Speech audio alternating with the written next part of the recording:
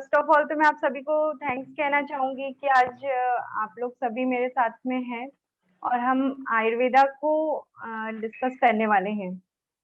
जैसे कि हमको पता है आयुर्वेद अपने आप में एक वेद है, पंचम वेद की उपाधि दी जाती है आयुर्वेदा को। आयुर्वेद का अवतरण जो हुआ है वो साक्षात स्वयं ब्रह्मा जी ने किया। और जैसे कि मैम ने बताया कि आयुर्वेद को आज हम डिस्कस जो करने वाले हैं वो एक हितायु के लिए डिस्कस करने वाले हैं।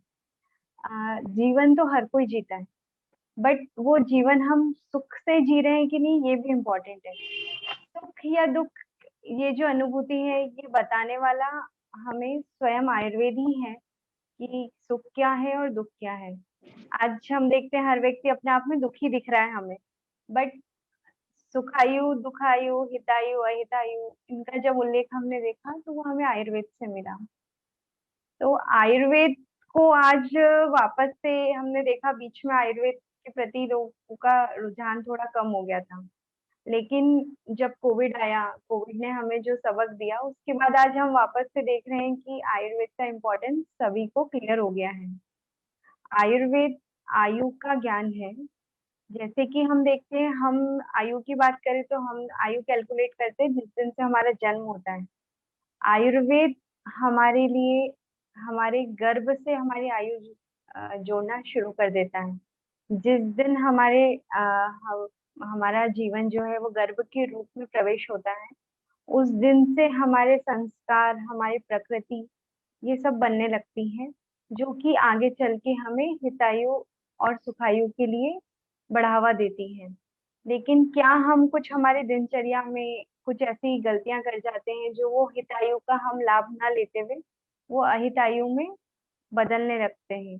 तो आज हम कुछ मिनटों में यही कोशिश करेंगे कि आप सभी लोग स्वास्थ्य की ओर बढ़ें और स्वस्थ जीवन व्यतीत कर सकें। उसके लिए आयुर्वेद के बारे में हम जानेंगे, और आगे भी हमारी श्रृंखला जो है वो 4 या 5 लेक्चर्स जैसे मैम ने बताया कि होने वाले हैं। तो उसमें हम डायरेक्टली डिसीज ओरिएंटेड बेस पे जाएंगे। तो आयुर्वेद, जैसे मैंने बताया, आयु का ज्ञान। आयुर्वेद पंचम वेद है जिसकी उत्पत्ति स्वयं ब्रह्मा जी ने करी। आयुर्वेद का प्रयोजन होता है स्वस्थस्य स्वास्थ्य रक्षणम, मातुरस्य विकार प्रशमनम च, यानी कि स्वास्थ्य की रक्षा करना। हम क्या सोचते हैं कि जब हम बीमार पड़ गए तभी हमें किसी थेरेपी या डॉक्टर या ट्रीटमेंट की आवश्यकता होती है। सबसे पहले तो हमें, जब हम स्वस्थ हैं, हमारे स्वास्थ्य की रक्षा करनी है। Prevention is better than cure जो है, ये कई सालों पहले ही हमारे शास्त्रों में बता दिया गया कि स्वस्थ व्यक्ति को अपने स्वास्थ्य की रक्षा सबसे पहले करनी है। उसके बाद अगर किसी को रोग लग गया है तो उस रोगी के लिए आयुर्वेद में रोग का निदान और उपचार दोनों भी बताए गए हैं, और ऐसा कोई रोग नहीं है जिसका उपचार या निदान आयुर्वेद में वर्णित ना हो। सिर्फ फर्क है तो शब्दों का और हमारी समझ का। अभी रोग की जब हम बात करते हैं तो सबसे पहले हमारे दिमाग में क्या आता है कि कोई बीमारी है तो हम रोगी हैं। ऐसा नहीं है। रोग मतलब कि शारीरिक रोग भी होते हैं, मानसिक रोग भी होते हैं। तो आयुर्वेद में सबसे पहले तो वर्णन जब हम देखते हैं कि शारीरिक रोग तो है ही, उसके साथ साथ हमारे पास में कुछ हमने स्वयं उत्पन्न करे हुए हमारे रोग हैं। मतलब कि वो रोग हमें किसी ने लाके गिफ्ट में नहीं दिए हैं। जैसे कि मच्छर ने काटा और मलेरिया हो गया, वो हमारे हाथ में नहीं होता। लेकिन जो मानसिक रोग है, राग, द्वेष, क्रोध, ईर्ष्या, ये सब हम स्वयं उत्पन्न करते हैं। इसके लिए कोई उत्पत्ति की जरूरत नहीं होती। तो ये भी अपने आप में एक रोग है। तो आज सबसे पहले तो हम स्वास्थ्य की जब बात करेंगे, अभी विश्व स्वास्थ्य दिवस गया है कल, तो स्वस्थ होने के लिए शारीरिक रोगों से तो हमें लड़ना ही है। पर सर्वप्रथम आज मैं आप सभी से बोलूंगी कि हमें हमारे मानसिक रोगों पर भी विजय प्राप्त करनी है। मानसिक रोगों पर जिन लोगों ने विजय प्राप्त कर ली, शारीरिक रोग तो बहुत छोटे हैं उनके आगे। तो हमारे जो मानसिक रोग हैं उसमें हमें लोभ हो, क्रोध हो, द्वेष हो, किसी के प्रति ईर्ष्या है, तो उस पे काबू रखना है। अब ये सब हमारे जीवन में आगे बढ़ने के लिए भी जरूरी है, लेकिन समय समय पे और एक लिमिटेड क्वांटिटी में। ईर्ष्या किसी से इतनी ना करें कि हम उनके इर्शाद के कारण ही हम हमारे काम पर फोकस ना कर पाए। ग्रोथ जहाँ जरूरी है वहाँ एक होना चाहिए, लेकिन इस तरीके से नहीं कि वो हमारे शरीर को नुकसान पहुंचाने लगे। अब जब हम शारीरिक रोगों की बात करते हैं, तो आयुर्वेद में सभी चीजों की जो हमारे पूरा शरीर है, पंच महाभूतों से बने हुए शरीर में त्रिदोषों से उसकी उत्पत्ति बताई गई है। वात, पित्त और कफ। तो वात, पित्त और कफ जो है, ये मिलकर के हमारे शरीर की सप्त धातुओं का निर्माण करते हैं।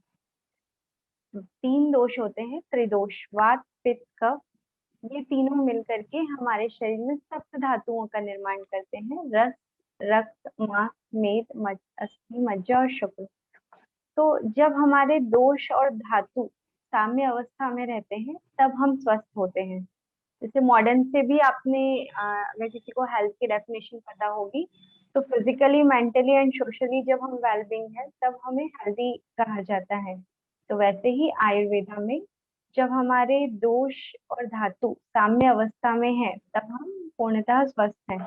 अगर हमारे दोष या धातु साम्य अवस्था में नहीं है, अभी साम्य अवस्था में नहीं है का अर्थ होता है कोई दोष प्रकोपित है, किसी की क्षय है या वृद्धि है, मतलब कोई दोष बढ़ गया है शरीर में या किसी कारण से कम हो गया है, तो वो जिस स्थान पर कम या ज्यादा हुआ है, वहां पे वो रोगों की उत्पत्ति करता है ना। एक जैसे अगर हम एग्जाम्पल के लिए लेंगे वात, तो वात दोष अगर हमारा बढ़ गया है, तो वो जिस स्थान पे बढ़ गया है, सपोज अगर वो जोड़ों में बढ़ गया है, तो हमने बोला संधिवात, यानी कि अर्थराइटिस डेवलप हो रहा है।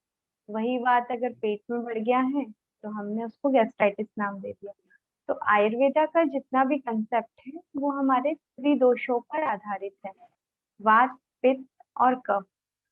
अगर हमारे ये त्रिदोष जो है वो साम्य अवस्था में रहेंगे, तो हमारे जो शरीर में सप्त धातुएं हैं, रस, रक्त, मांस, अस्थि, मज्जा और शुक्र, ये सभी धातुएं भी साम्यता से अपना काम कर पाएगी। और जब दोष धातु इसके साथ में होता है मल, है ना, दोष धातु और मल, अगर मल भी हमारे साम्य अवस्था में है, तो हम संपूर्ण रूप से स्वस्थ हैं। तो हमने क्या देखा कि शारीरिक रोग और मानसिक रोग, तो शारीरिक रोग और मानसिक रोग पे जिन्हें है उन्हें विजय प्राप्त करनी है। और अगर हमें शारीरिक और मानसिक रोग नहीं है, हमारे दोष धातु मल साम्य अवस्था में है, तो हम स्वस्थ हैं। तो आज हम सभी लोग यहाँ पे जो है वो आप सभी के स्वास्थ्य की कामना करते हैं कि आप सभी जो है वो स्वस्थ रहें और एक हित आयु की ओर आगे बढ़ पाए। अब हित आयु के लिए हमें आयुर्वेद में क्या बताया है, तो आयुर्वेद में ना हमारे दिनचर्या का वर्णन किया गया है। हम देखते हैं कि अगर हमारी दिनचर्या बराबर है, तो हमें इन दोषों को, धातुओं को और मल को साम्य अवस्था में रखने में मदद मिलती है। एक तो होता है कि हमें कुछ चीजें जो हमारे हाथ में नहीं है, लेकिन 90% डिसीजेस जो है, लाइफ स्टाइल डिसऑर्डर्स जो हम आज देख रहे हैं, मॉर्टेलिटी रेशो की जब हम बात करते हैं, तो आज 40% से भी ज्यादा मॉर्टेलिटी रेशो जो है वो सिर्फ और सिर्फ लाइफ स्टाइल डिसऑर्डर्स के कारण है, जिन्हें हम एलोपैथ में अलग अलग नाम दे देते हैं। अभी आयुर्वेद से जब हम आगे बढ़ते हैं, तो यही जो लाइफ स्टाइल डिसऑर्डर्स, जीवन शैली में बदलाव करके हम जब इन्हें विजय प्राप्त करते हैं, तो इसका वर्णन आज से कई सालों पहले जो है वो आयुर्वेद में बता दिया गया था। आचार्य चरक, सुश्रुत, इन्होंने जब ब्रह्मा जी से स्वयं आयुर्वेद का ज्ञान लिया, तब इन्होंने पूछा कि भाई हम इन बीमार रोगियों को कैसे स्वस्थ करेंगे। तो उन्होंने जो अश्विनी जी थे, उन्होंने हमें बताया कि इन त्रिदोष सप्त धातुओं और त्रिमल को जब हम साम्य अवस्था में रखेंगे, तो हम इन रोगों पर विजय प्राप्त कर सकते हैं।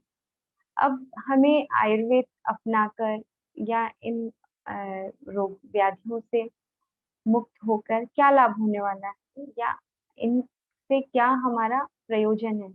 तो धर्म, अर्थ, काम और मोक्ष, इन चारों की प्राप्ति के लिए हमें आयुर्वेद अत्यधिक आवश्यक है। आयुर्वेद में एक श्लोक का भी वर्णन है, धर्मार्थ काम मोक्षाणाम आरोग्यम मूल उच्चतम।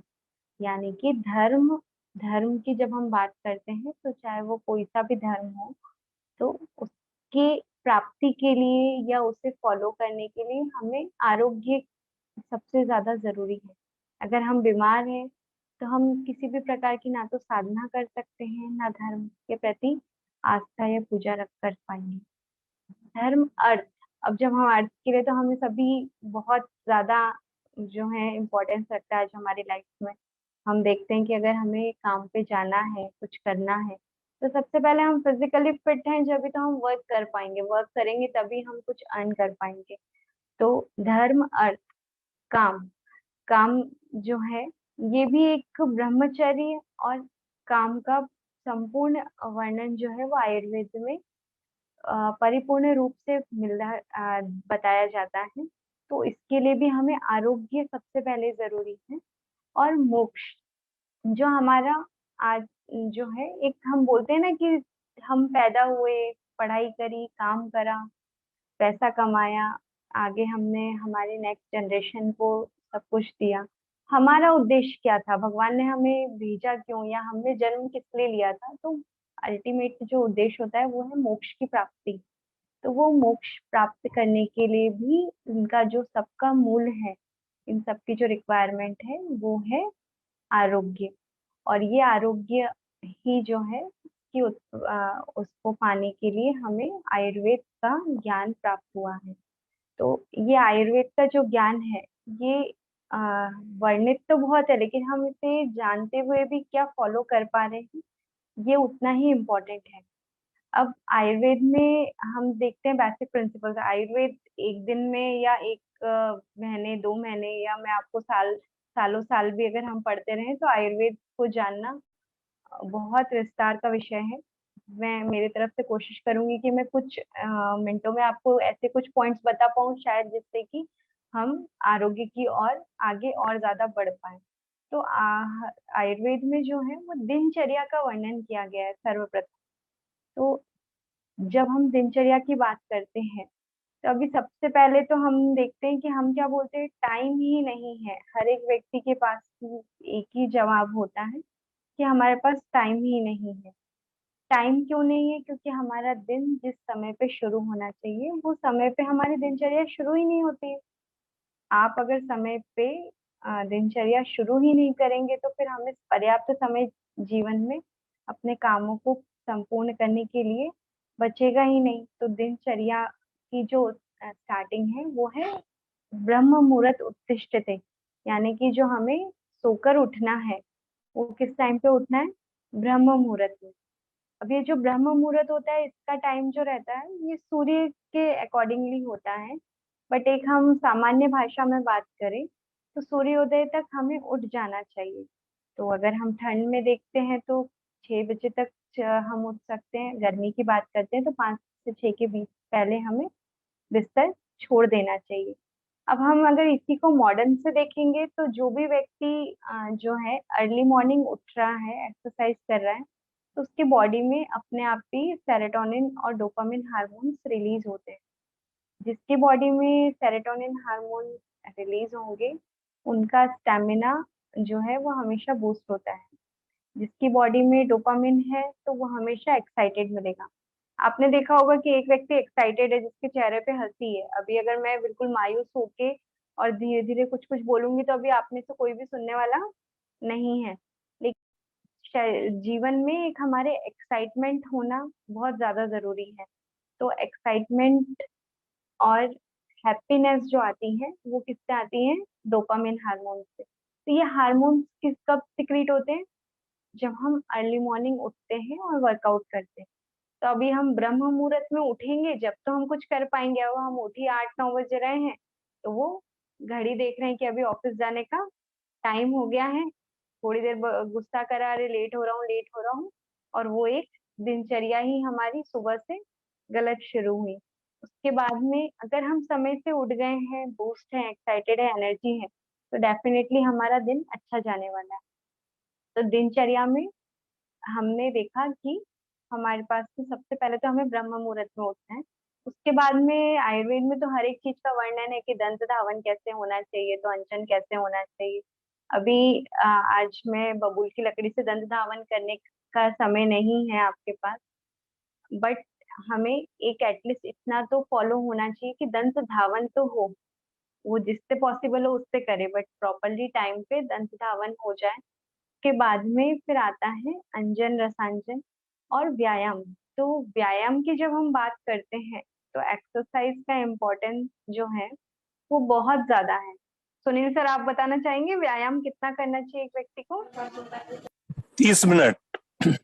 व्यायाम अपने बल के अनुसार करना चाहिए, हमारे शारीरिक बल के अनुसार। अभी अगर कोई व्यक्ति का बल क्षय है तो वो व्यायाम करेगा तो धीरे धीरे बल बढ़ेगा। बाकी आप लोगों ने बहुत अच्छा आंसर दिया, सभी लोगों ने 30 से 45 मिनट। अगर मिनिमम हम 30 to 45 मिनट भी व्यायाम कर लेते हैं तो हमारा जो है 24 आवर्स की एनर्जी हमें गेन होती है। अभी जब हम खाली पेट एक्सरसाइज करते हैं ना, तो हमारा हार्ट जो है वो उसमें एंजाइम्स रिलीज होते हैं जो खून को अपने आप ही पतला करते हैं। तो हार्ट के लिए भी सुबह एक्सरसाइज करना बहुत ज्यादा इम्पोर्टेंट है। तो व्यायाम का जो वर्णन है कि हमारे बल के अनुसार हमें व्यायाम करना चाहिए। मॉडर्न में भी हम बोलते हैं कि हमें ब्रिस्क वॉक डेली करना चाहिए। ब्रिस्क वॉक का मतलब भी यही होता है कि जब आप तरबतर पसीने में हो जाओ, उतना एफर्ट से, उतने स्टेमिना से हमें वॉक करनी चाहिए।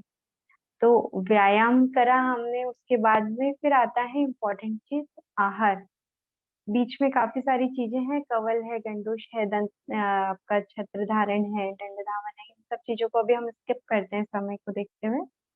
बट आहार, आहार जो है ना, ये एक बहुत, हम देखते हैं कि आहार वर्ड एक बहुत छोटा है, लेकिन ये आहार है ना, ये हमें हमारे जीवन को हितायु से अहितायु में ले जाने के लिए सबसे बड़ा फैक्टर है। आहार क्या खाना चाहिए, कितना खाना चाहिए, किस समय खाना चाहिए, किस स्वरूप में खाना चाहिए, किस तरीके से नहीं खाना चाहिए, इसका अगर कहीं पे वर्णन दिया गया है तो वो सिर्फ आयुर्वेद में है। हर एक आहार जो होता है ना, वो अगर सही तरीके से लिया गया तो वो हमारे लिए औषध का कार्य करता है। अगर हमने आहार को सही ढंग से, सही तरीके से, सही समय पे नहीं खाया तो वो हमारे शरीर के लिए विष का भी काम कर सकता है। तो आहार अपने आप में एक औषध भी है और एक विष भी है।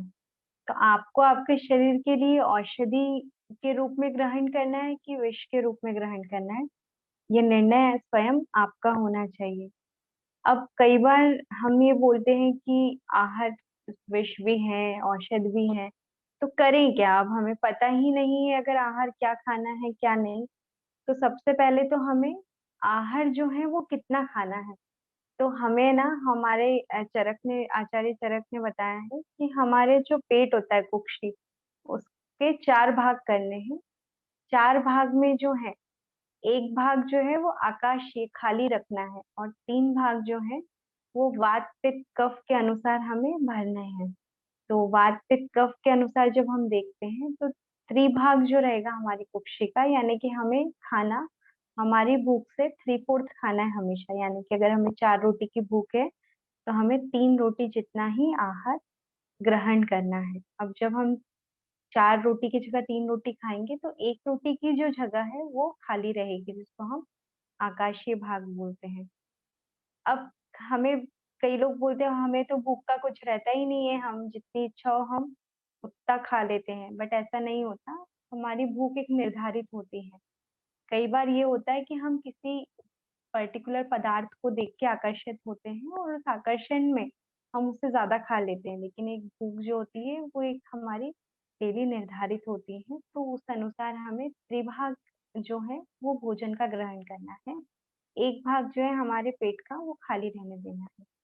अब जो 3 भाग हम अनाज ग्रहण करेंगे ना, उसमें भी हमारे जो रस हैं उनका इम्पोर्टेंट, रस के अनुसार भोजन देखना है हमें, उनके पदार्थ के अनुसार देखना है। मतलब उसमें तरल भाग भी, उसमें मतलब मैं, हम सामान्य भाषा में बात करें तो लिक्विड सॉलिड दोनों फॉर्म को भी हमें ध्यान में रखना है। मतलब खाना जब हम खा रहे हैं तो पानी बीच में हमें नहीं पीना है। अभी कई बार हम देखते हैं कि कुछ लोग है ना, क्या करते हैं, खाना खाने से पहले पानी पी लेते हैं। उनका कहना होता है कि खाने से पहले पानी पी लिया हमने तो भूख कम लगती है।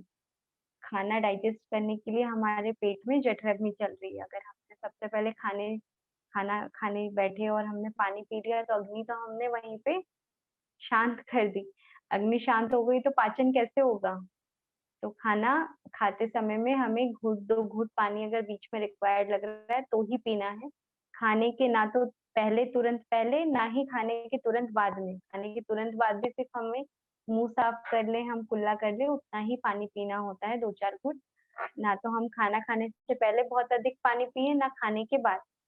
मतलब खाने के आधे घंटे पहले तक तो भी हमें बहुत ज्यादा पानी नहीं पीना है, और खाने के 1 घंटे बाद तक भी हमें बहुत ज्यादा पानी नहीं पीना है।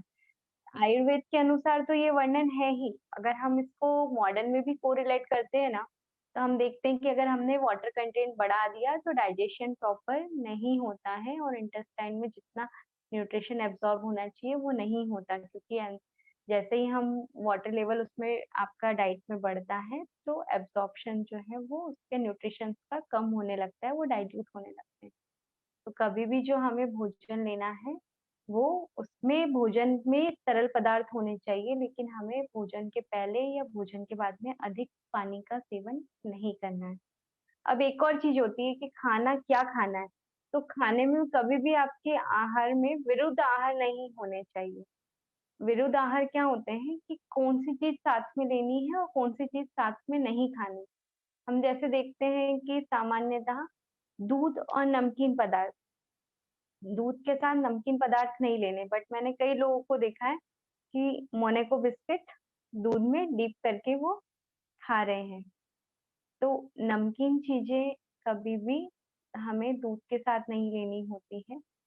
दही और मछली, दूध और मछली कभी भी नहीं लेनी है साथ में। दूध के साथ खट्टे फल हमें कभी नहीं खाने होते हैं। जैसे खट्टे फल में आपका आ गया संतरा है, मौसम्बी है, नींबू है। इन जिस तरह की चीजें जो है वो हमें दूध के साथ में कभी भी नहीं लेनी है। घी और शहद, कई बार मैं आप अभी हम जब जहर की बात करते तो हमारे दिमाग में क्या आएगा? सल्फास है, कोई पॉइजनस है चीज है। लेकिन अगर आपने घी और शहद समान मात्रा में दे दिया, शर्ते शहद ओरिजिनल हो, तो अगर घी और शहद अगर हमने समान मात्रा में मिला लिया ना तो वो जहर बन जाता है। तो विरुद्ध आहार वही होता है कि वो हमें जहर के जितना नुकसान पहुंचा सकता है। तो विरुद्ध आहार के लिए हमेशा हमें ध्यान रखना है। और भी कई चीजें होती हैं, ये मैं मैम मोनिका मैम को लिस्ट दूंगी, वो ग्रुप पे आपके डेफिनेटली शेयर कर देंगे, जिससे आप लोगों को ध्यान में भी रहे कि हमें क्या चीजें साथ में नहीं खानी है ना। दूध के साथ पपीता भी नहीं खाते हैं, उससे कई बार स्किन डिसीजेस मिलती हैं। कुल्थी की दाल है, इन चीजों का, बैंगन और चावल है। बैंगन और जो रहते हैं आपके ब्रिंजल, उसको चावल के साथ में नहीं खाना है। मैंने देखा है काफी लोगों के यहाँ जो है वो सब्जी चावल के साथ खाते हैं। तो बैंगन और चावल भी हमारे वात प्रकोपित करते हैं। कई बार ये जो विष है ये हमें, ऐसा नहीं कि आज आपने विरुद्ध आहार खाया और आप कल आपको हॉस्पिटल में एडमिट होना पड़ रहा है। विरुद्ध आहार का इम्पोर्टेंस हमें नहीं समझ आता, क्योंकि वो तुरंत हमें नुकसान नहीं पहुंचाते। लेकिन ये जब हम लंबे समय तक इनका सेवन कर रहे होते हैं तो वो कहीं ना कहीं क्रॉनिक डिसीज के रूप में हमारे बीमारियां उत्पन्न करते हैं। जो कि बीमारियों को क्या नाम दे दिया जाता है? इडियोपैथिक, यानी कि इन बीमारियों का कोई कारण नहीं है। आज भी कई रोग ऐसे हैं जिनका कि मॉडर्न में डायग्नोसिस की, ना तो डायग्नोस्टिक फैक्टर है और ना ही उनका कॉज पता है, कि निदान पता है कि ये किस कारण से हो रहे हैं। तो जिनका कारण ही नहीं पता उनको क्या बोल देते हैं? ऑटो इम्यून डिसीज है या आइडियोपैथिक है। तो ये जो हो रहा है ये कहाँ से हो रहा है? तो ये हमारी दिनचर्या में कुछ गलती या विरुद्ध आहार से उत्पन्न होने वाले रोग हैं। तो हमारे भोजन में कभी भी हमें विरुद्ध आहार का सेवन नहीं करना है। एक्चुअली ना, आहार, निद्रा और ब्रह्मचर्य, ये तीन हमारे शरीर के उपस्तंभ हैं। अगर ये बराबर से अगर हम इन्हें फॉलो करते हैं ना, उपस्तंभ यानी क्या होता है? नींव, जैसे कि हमारा मकान जो है वो नींव पे टिका है, तो वैसे ही हमारा जो शरीर है वो उसका आरोग्य हमारे आहार, निद्रा और ब्रह्मचर्य पे ही टिका हुआ है। अगर आहार हम बराबर संतुलित लेते हैं तो हम आरोग्य की ओर आगे बढ़ सकते हैं। नहीं, अगर आपके आहार में कहीं कुछ कमी है, कहीं कुछ त्रुटि है, तो वो आपको रोगों की ओर लेके जाता है। तो हम दिनचर्या की बात कर रहे थे जिसमें हमने देखा आहार। अब आहार के बाद में भी आहार जो रहता है इसमें भी बहुत सारी चीजें हैं। ऋतु के अनुसार आहार होना चाहिए। इन सब चीजों के हम आपको शॉर्ट पीडीएफ सेंड कर देंगे सभी को। ऋतु के अनुसार आहार लेना है, काल के अनुसार आहार लेना है। जैसे हम एक सिंपल सी बात करते हैं छाछ की, तो गर्मी में छाछ काफी फायदेमंद है, लेकिन सूर्यास्त के बाद में हमें छाछ पीनी नहीं चाहिए। छाछ भी हमारी प्रकृति के अनुसार लेनी है। अगर किसी व्यक्ति का जो है वो पित्त प्रकोपित है तो उसको छाछ किस रूप में संस्कारित करके लेना है, इन सब चीजों का हमें जो है वो ज्ञान होना चाहिए। तो ये प्रकृति हर पुरुष की अलग अलग होती है। पुरुष यानी कि महिला और पुरुष दोनों को भी आयुर्वेद में हम पुरुष ही मानेंगे। तो हर व्यक्ति की प्रकृति के अनुसार उसे ध्यान में रखना है कुछ चीजों का। काल, समय भी उतना ही इम्पोर्टेंट है कि हमें किस समय क्या चीजें खानी है और क्या चीजें नहीं खानी है। जैसे हमें सभी को पता है कि रात में ठंडी चीजें ज्यादा नहीं लेनी है। छाछ, केला, दही इनका सेवन रात में नहीं करना है। तो काल का भी हमें उतना ही ध्यान रखना है। अब आहार के बाद में आता है दिनचर्या में हमारा जो है निद्रा। तो निद्रा के लिए भी जो है आयुर्वेद में वर्णन है कि निद्रा का जो समय है वो वय के अनुसार है। वय यानी कि उम्र के हिसाब से। यानी कि जो छोटा बच्चा है तो उसे जो है वो सोने का समय उसका जब न्योनेट होता है ना, नवजात शिशु जो है उसका सोने का समय कितना दिया गया है?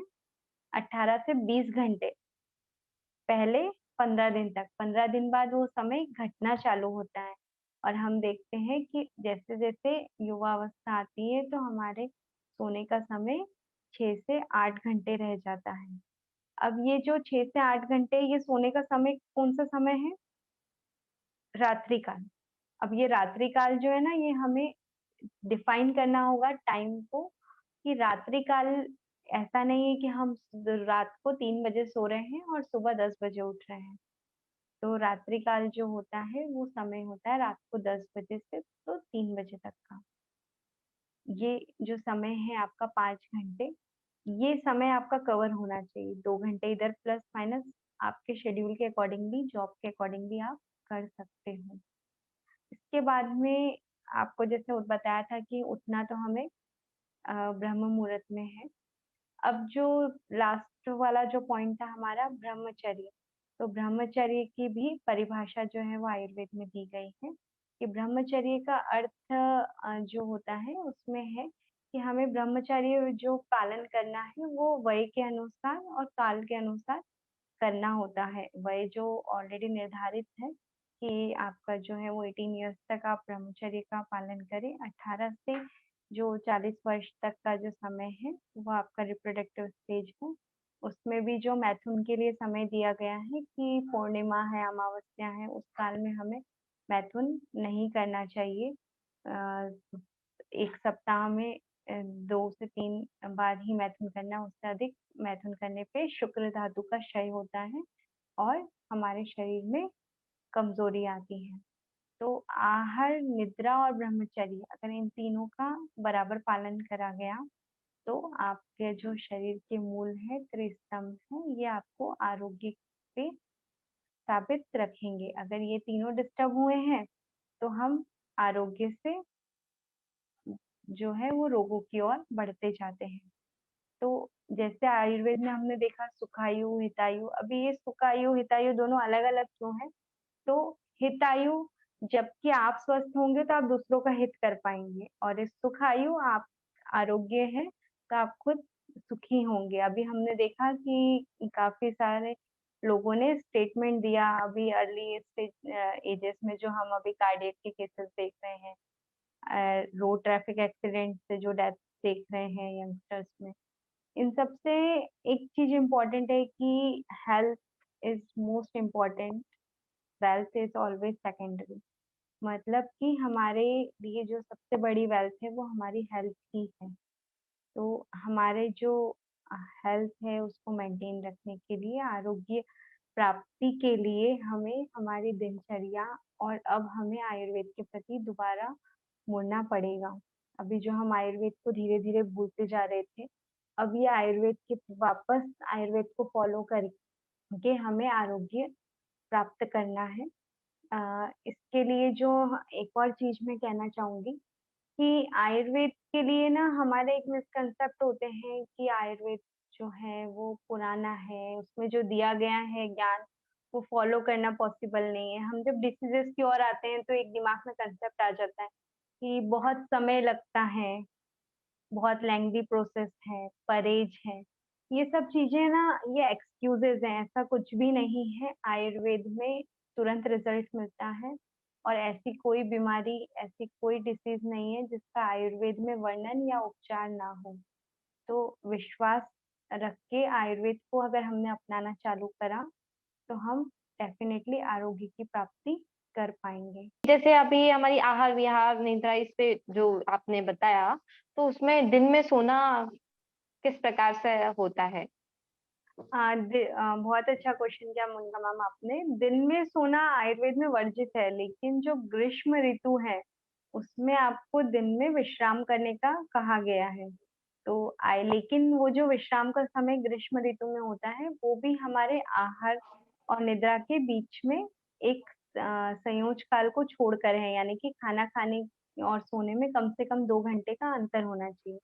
लेकिन ये जो ग्रीष्म काल में जो हमें विश्राम का समय बताया है ना, ये जब है जब हम ब्रह्म मुहूर्त में उठ रहे हैं, है ना। ऐसा नहीं कि हम उठी 9-10 बजे रहे और वापस 2-3 बजे सो गए। ठीक है, तो जी अगर मैम। आप ग्रीष्म काल में हम देखते हैं कि सूर्योदय जल्दी होता है और हम जल्दी उठते हैं, तो अगर हम जल्दी उठे हैं तो दिन में आपको रेस्ट करने के लिए सिर्फ ग्रीष्म ऋतु में बताया गया है, बाकी सभी ऋतुओं में दिन में सोना वर्जित है।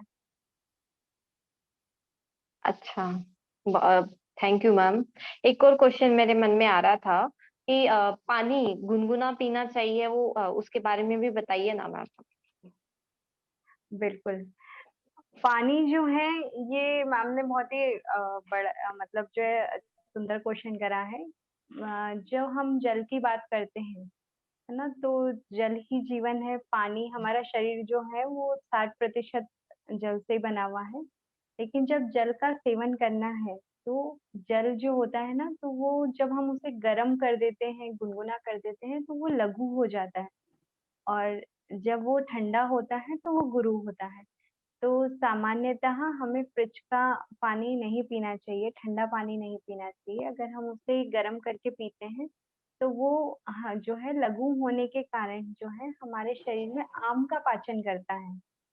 आम आप देखेंगे कि जनरली पानी जमा है तो क्या होगा, उसके नीचे काई जम जाती है। वैसे ही अगर हमारे शरीर में भी, अगर जब हम देखते हैं कि अगर लंबे समय पानी जमा रहा ना, तो वो काई जमने लगती है। एक वो काई जो होती है ना, वही आगे चल के ब्लॉकेजेस हैं, हमारे किडनी को डैमेज करना है। मतलब कि मॉडर्न से भी देखें तो फ्लूइड हमें ज्यादा नहीं चाहिए होता है, तो हमारे शरीर में जितनी प्यास लग रही है उतना ही पानी पीना है। और अधिक से अधिक हमें गुनगुने पानी का ही सेवन करना चाहिए, ना बहुत ज्यादा गर्म ना ठंडा, तो बिल्कुल नहीं। तो फ्रिज का ठंडा पानी तो बिल्कुल नहीं पीना है। आप मटके का जो है वो ठंडा पानी ले सकते हैं, बट अगर गुनगुना पानी पियेंगे तो वो आपके शरीर में आम पाचन करेगा, जिससे कि हमें जो छोटे छोटे रोग हैं, गैस्ट्राइटिस है, एसिडिटी है, इन सब पे काफी ज्यादा निजात मिलेगा। जी मैम, जो आयुर्वेद में ब्रह्मा मुहूर्त का सही समय बताया गया वो कितने टाइम होता है? ब्रह्म मुहूर्त में जो समय बताया गया है ना, ये सूर्योदय के अकॉर्डिंगली होता है। सूर्योदय जो होता है हाँ। उस समय में हमें उठ जाना चाहिए। तो अब सूर्योदय जो है वो ऋतु के अनुसार बदलता रहता है। जैसे हम देखते हैं कि ग्रीष्म ऋतु में सूर्योदय जो है वो लगभग 6 बजे के जी जी आसपास हो जाता है। वहीं जब हम जी बात करते हैं शिशिर और वसंत ऋतु में, जो एक्सट्रीम कोल्ड होता है, उस टाइम पे सूर्योदय जो है वो 6:30 बजे तक होता है। तो 5 से 6 बजे के बीच में जो है वो ग्रीष्म ऋतु में सूर्योदय हो जाता है, तो वही ब्रह्म मुहूर्त में जी। हमें उठ जाना चाहिए। Okay, thank you ma'am. नमस्कार सभी को मेरा नमस्कार। नमस्कार मैम। अभी बात हो रही थी पानी की, तो मेरा प्रश्न है कि अधिकतर आजकल कहा जाता है कि पानी ज्यादा पीना चाहिए, कम से कम हमें 3 लीटर के आसपास पानी अवश्य पीना चाहिए। तो मैडम से मेरा प्रश्न है, और जबकि अभी मैडम ने कहा कि पानी आवश्यकता अनुसार पीना है, तो एक प्रश्न तो मेरा ये है कि पानी वास्तव में हमें कितना पीना चाहिए।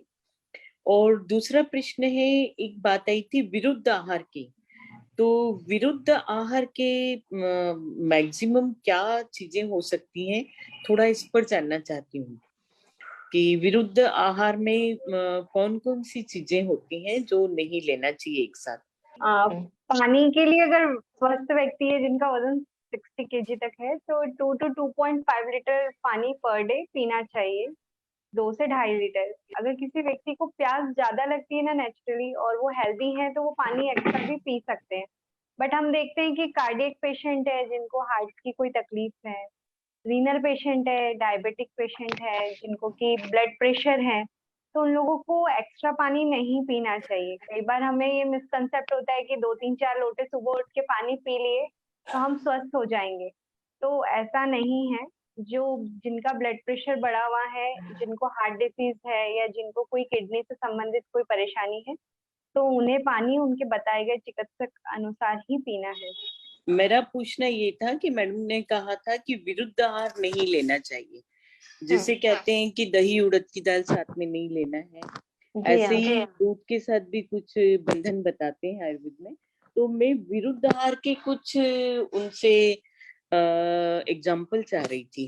दूध के साथ में हमें नमक वाली चीजें नहीं लेनी है। नमक यानी कि सॉल्टेड चीजें जितनी भी होती हैं, तो हम देखते हैं कि आजकल हमारे जो स्नैक्स का ट्रेंड है कि हम बिस्किट्स हैं या कुछ नमकीन सुबह खा रहे हैं दूध के साथ में, तो वो हमें बिल्कुल भी नहीं लेने हैं। ऐसे ही फल होते हैं, है ना, तो फल जो खट्टे फल होते हैं वो भी हमें साथ में नहीं लेने हैं। जैसे संतरा है, मौसम्बी है, तो ये दूध के साथ में नहीं लेना है। दूध और दही भी साथ में नहीं लिया जाता है। उसके अलावा जैसे मैंने आपको बताया कि आलू और बैंगन नहीं खाने हैं साथ में। फ्रूट्स वाली जो चीजें होती हैं, मूली है, गाजर है, प्याज है, ये सब चीजें भी हमें दूध के साथ में नहीं खानी है। और मात्रा की हम बात करते हैं तो शहद और घी है वो सामान्य मात्रा में नहीं लेना है। ठीक है। फलियां जो होती हैं वो भी हमें दूध के साथ में कभी भी नहीं खानी है। आजकल मैडम एक बहुत ट्रेंड है जैसे जी। फ्रूट रायते का, फ्रूट राइट। है ना, और फ्रूट रायता दूसरा या कस्टर्ड में हम लोग कई बार देखते हैं कि दूध में कुछ खट्टी चीजें डली होती हैं। अभी कुछ शेक्स भी हम लोग कई बार देख रहे हैं कि दूध के साथ में कुछ खट्टे फलों के शेक्स भी अवेलेबल होते हैं, तो वो बिल्कुल भी हमें नहीं लेनी चाहिए, वो हमारे लिए नुकसानदायक है। अच्छा, एक होता है दही में जैसे ककड़ी का रायता, ये किस तरह का है, ये ठीक रहता है क्या? हाँ, दही में भी ककड़ी जो है वो विरुद्धाहार में ही आती है। दही में ककड़ी डाल के नहीं लेना चाहिए। Okay, thank you madam, thank you very much. Hemant ji, आप अपना क्वेश्चन पूछ सकते हैं। मैं ये पूछ रहा था कि जैसे मॉर्निंग में अपन एक्सरसाइज के लिए जाते हैं, तो जनरली यह है कि कोई खा के नहीं जाते, बिना खाए जाते हैं, लेकिन थोड़ी देर बाद एक्सरसाइज करने के बाद में ऐसा फील होता है कि हमको भूख लगती है, एकदम ऐसा लगता है कि कुछ खाने को मिल जाए। तो ये ऐसा क्यों होता है, और क्या अपन उस वक्त कुछ खा सकते हैं? बिल्कुल। आपने जो क्वेश्चन पूछा ये काफी उपयोगी क्वेश्चन है सभी के लिए। हमें जब हम घूमने जा रहे हैं या एक्सरसाइज के लिए जा रहे हैं, तो थोड़ा सा जल का सेवन करके जाना है, और अगर पॉसिबल हो तो विटामिन सी किसी ना किसी रूप में लेके जाएं। जैसे नींबू पानी ले लिया हमने, या आंवले का पानी ले लिया। जैसे हम देखते हैं कि जो नींबू पानी है, आंवला है, इस तरह की चीजें एंटीऑक्सीडेंट का काम करता है विटामिन सी। तो हम एक तो वो लेके जाते हैं, तो वो हमें स्रोत ऑफ एनर्जी मिल जाता है। दूसरा, जब एक्सरसाइज करने के बाद में यदि भूख लग रही है, तो हमें तुरंत ही कुछ खाना नहीं होता है, लेकिन कुछ अगर पर्टिकुलर केसेस है, जैसे भूख होने लगती है जिनको डायबिटीज है, जिनकी उम्र ज्यादा है, तो कई बार हमें वीकनेस के कारण या शुगर जिनको है तो उनका शुगर लेवल डाउन होने के कारण भूख लगती है। तो उस टाइम पे हम ड्राई फ्रूट्स ले सकते हैं या फल ले सकते हैं, बट हमें कुछ जो है वो भारी भोजन नहीं करना है। या इवन हम देखते हैं कई बार कि हमने एक्सरसाइज करी और तुरंत ही हम स्प्राउट्स वगैरह खा लेते हैं, आजकल ट्रेंड है कि वो जगह पे मिले, तो एटलीस्ट एक्सरसाइज करने में और खाने में 20 मिनट से 30 मिनट का गैप होना चाहिए, मतलब 20 मिनट से आधे घंटे का गैप होना चाहिए। आप उस बीच में ड्राई फ्रूट्स या फल का सेवन कर सकते हैं अगर ऐसी स्थिति बन रही है। मैं सीता चतुर्वेदी पन्ना से, सभी को मेरा नमस्कार। मैं मैम ये पूछना चाह रही हूँ कि जैसे कि आजकल बोलते हैं कि मोटे अनाज का ज्यादा सेवन करें, और तो ये मोटे अनाज में डेली तो यूज नहीं किया जा सकता, तो सप्ताह में 1-2 बार कितना कर सकते हैं? और मैम, हाँ एक क्वेश्चन और ये है मेरा कि मेरा छोटा भाई है, तो वो 24 घंटे यानी वो हमेशा नींद ही उसको लगी रहती है। हम लोग डांट के उसको टहलने के लिए भेजते हैं, ऐसा करके, मतलब कहना चाहिए 18 घंटा 20 घंटा भी वो सोना चाहता है। तो ये शुगर भी नहीं है उसको, डायबिटीज 18 से 20 घंटे अगर कोई व्यक्ति सोना चाह रहा है तो कहीं ना कहीं उनको कुछ प्रॉब्लम डेफिनेटली है। कुछ जैसे मैंने बताया कि कई बार जो है वो डायग्नोसिस निदान नहीं हो पाता है, बट वो कुछ ना कुछ वातपित्त कफ जो है उनकी असमानता होने के कारण ही ऐसी स्थिति शरीर में बन रही है। और जनरली जो इतना लिथार्जिकनेस जब आ रहा है तो शरीर में आम दोष की उत्पत्ति हो रही होती है। तो कहाँ पर है आपके ब्रदर? ये सतना है, MP सतना में। सतना में, ओके। तो आप मोनिका मैडम को ऑनलाइन उनसे कंसल्ट एक बार करवा सकते हैं, तो वो फिर मैम कंसल्ट करके उनके निदान पर पहुंचकर उसका उपचार बता पाएंगे कि जी कहीं मैम, ना कहीं कुछ ना कुछ फैक्टर डेफिनेटली होगा जो या तो पकड़ में नहीं आ पाया है, बट वो कुछ जो है वो असामान्यता क्रिएट कर रहा है। जी। और ये मोटे आहार के बारे में मैम? मोटा अनाज का जो आपका क्वेश्चन है, तो हफ्ते में एटलीस्ट 5 डेज, सप्ताह में 5 दिन जो है वो हमें मल्टीग्रेन या मोटे अनाज को लेना चाहिए। अच्छा जी, मतलब 5 दिन वो ही लेना चाहिए, बकाया जो गेहूं वगैरह का यूज कर सकते हैं। सप्ताह में 5 दिन जो है वो हमें मल्टीग्रेन या मोटे अनाज को लेना चाहिए, बाकी 2 दिन जो है वो आप स्वस्थ हैं तो आप जो है वो बाकी सब चीजें ले सकते हैं। जी ओके, थैंक यू। मैं सरताज सिंह जी से आग्रह करूंगी, वो अपना प्रश्न पूछ सकते हैं।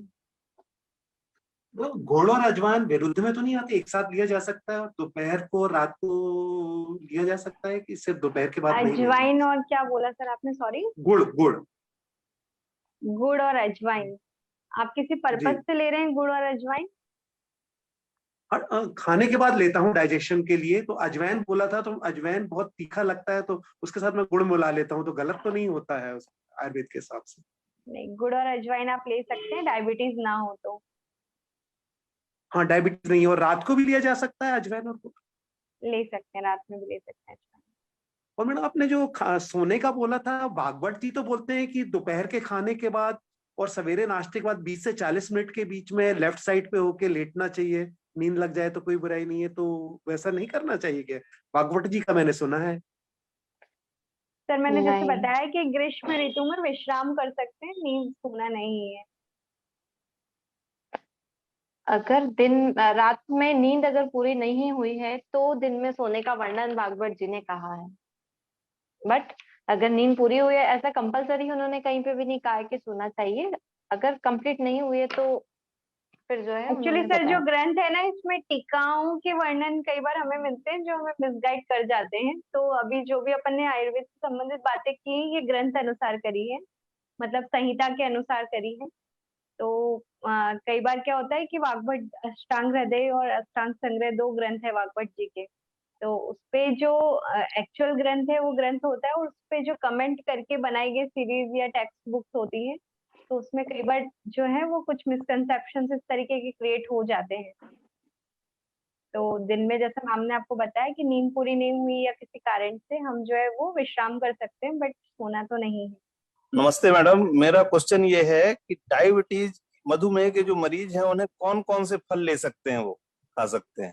डायबिटीज वाले जितने भी पेशेंट्स हैं उन्हें 5 फल नहीं खाने हैं। आम, केला, चीकू, अंगूर और सीताफल, 5 फल छोड़ के आप सब फल खाओ, कोई तकलीफ नहीं। बट उनकी क्वांटिटी का ध्यान रखें। सुनील शर्मा सर, आप अपना क्वेश्चन पूछ सकते हैं।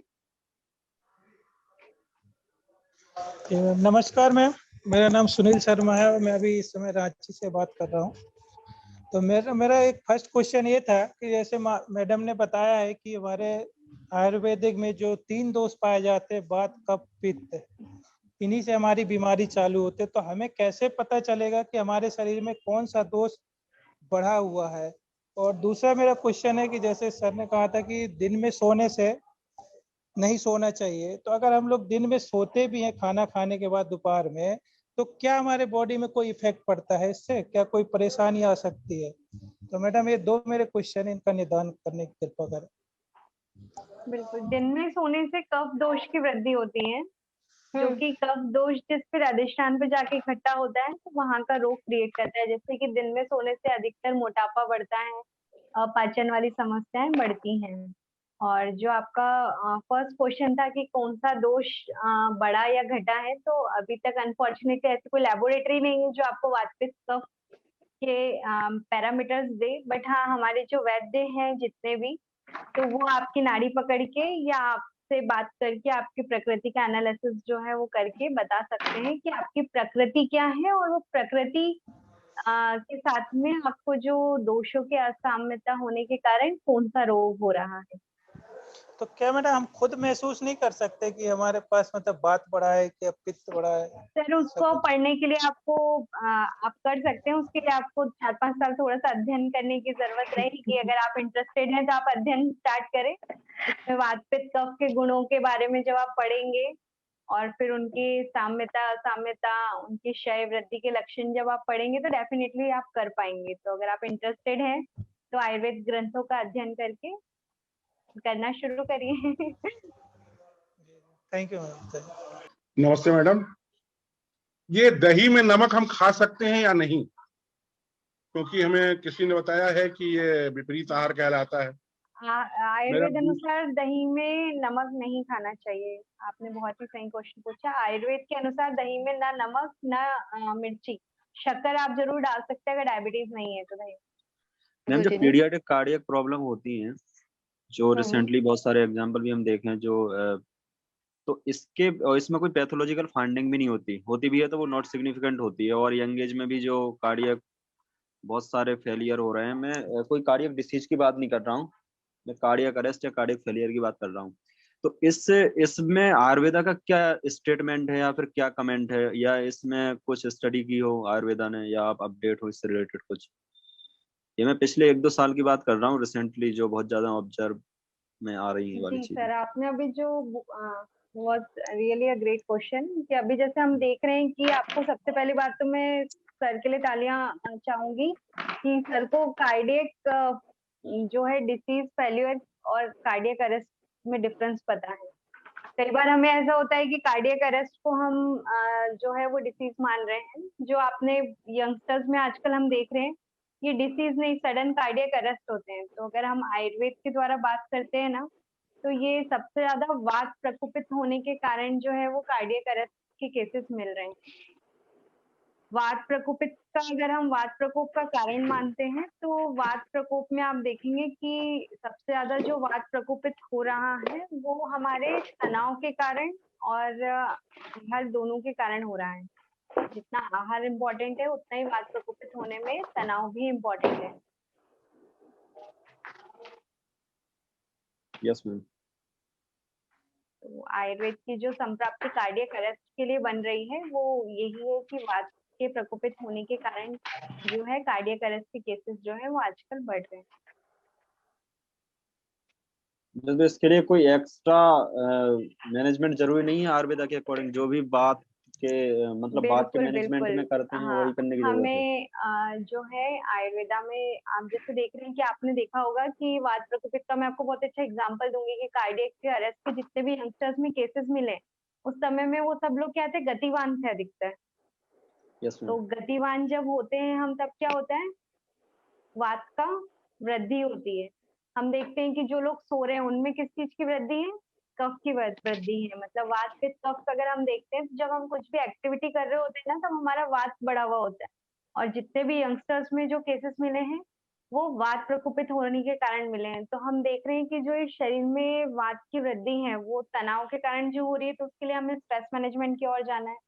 वात की वृद्धि अगर हमारे गलत आहार, फास्ट फूड और इन सब के कारण हो रही है, उन्हें हमें रोकना है। एक वात की वृद्धि जो है वो हमारे एडिक्शंस के कारण भी हो रही है, तो हमें उस पे भी काबू खुद को करना है। दूसरा, हम अगर क्यूरेटिव की ओर जाना चाहते हैं तो समय समय पे डिटॉक्सिफिकेशन करना, बॉडी का स्नेहन करना, ये हमें वात वृद्धि से में विजय प्राप्त करने में काफी मदद कर सकता है।